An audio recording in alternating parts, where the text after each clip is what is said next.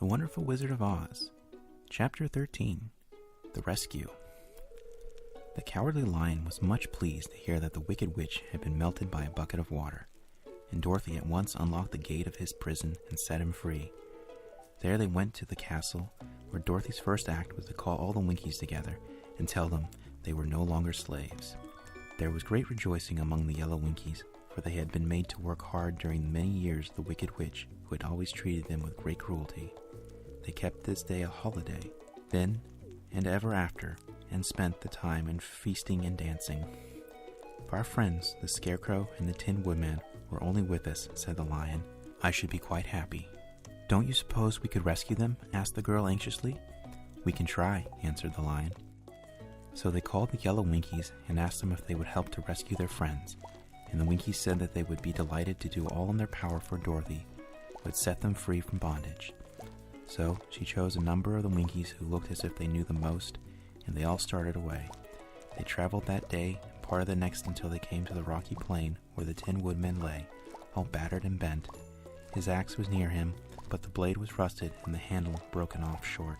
The Winkies lifted him tenderly in their arms and carried him back to the yellow castle again, Dorothy shedding a few tears by the way at the sad plight of her old friend, and the Lion looking sober and sorry. When they reached the castle, Dorothy said to the Winkies, Are any of your people tinsmiths? Some of us are very good tinsmiths, they told her. Then bring them to me, she said. And when the tinsmiths came, bringing with them all their tools and baskets, she inquired, Can you straighten out those dents in the Tin Woodman, and bend him back into shape again, and solder him together where he is broken? Tinsmiths looked at the Woodman over carefully, and then they answered that they thought they could mend him so he would be as good as ever. So they set to work in one of the big yellow rooms of the castle and worked for 3 days and 4 nights, hammering and twisting and bending and soldering and polishing and pounding at the legs and body and head of the Tin Woodman, until at last he was straightened out into his old form, and his joints worked as well as ever.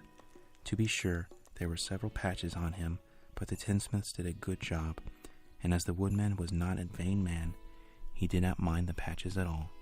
When at last he walked into Dorothy's room and thanked her for rescuing him, he was so pleased that he wept tears of joy, and Dorothy had to wipe every tear carefully from his face with her apron, so his joints would not be rusted.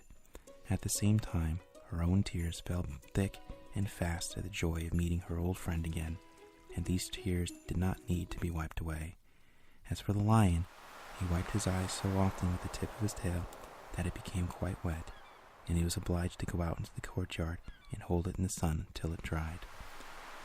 If we only had the Scarecrow with us again, said the Tin Woodman, when Dorothy had finished telling him everything that had happened, I should be quite happy. We must try and find him, said the girl.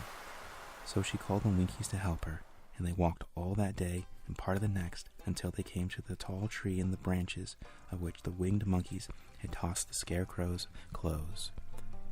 It was a very tall tree, and the trunk was so smooth that no one could climb it, but the Woodman said at once, I'll chop it down, and then we can get the Scarecrow's clothes. Now, while the tinsmiths had been at work mending the Woodman himself, another of the Winkies, who was a goldsmith, had made an axe handle of solid gold and fitted it to the Woodman's axe, instead of the old broken handle. Others polished the blade until the rust was removed and it glistened like burnished silver. As soon as he had spoken, the Tin Woodman began to chop. In a short time the tree fell over with a crash, whereupon the Scarecrow's clothes fell out of the branches and rolled off onto the ground. Dorothy picked them up and had the Winkies carry them back to the castle, where they were stuffed with nice clean straw, and behold, here was the Scarecrow, as good as ever, thanking them over and over again for saving him. Now that we are reunited, Dorothy and her friends spent a few happy days at the Yellow Castle, where they found everything they needed to make them comfortable. But one day the girls thought of Aunt Em and said, We must go back to Oz and claim his promise. Yes, said the Woodman, at last I shall get my heart. And I shall get my brains, added the Scarecrow joyfully. And I shall get my courage, said the Lion thoughtfully. And I shall get back to Kansas, cried Dorothy, clapping her hands. Oh, let us start for the Emerald City tomorrow. This they decided to do. The next day they called the Winkies together and bade them goodbye, The Winkies were sorry to have them go. They had grown so fond of the Tin Woodman that they begged him to stay and rule over them in the yellow land of the West. Finding they were determined to go, the Winkies gave Toto and the Lion each a golden collar, and to Dorothy they presented a beautiful bracelet studded with diamonds, and to the Scarecrow they gave a gold-headed walking stick to keep him from stumbling, and to the Tin Woodman they offered a silver oil can inlaid with gold and set with precious jewels. Every one of the travelers made the Winkies a pretty speech in return, and all shook hands with them until their arms ached. Dorothy went to the witch's cupboard to fill her basket with food for the journey, and there she saw the golden cap. She tried it on her own head and found that it fitted her exactly. She did not know anything about the charm of the golden cap, but she saw that it was pretty, so she made up her mind to wear it and carry her sunbonnet in the basket.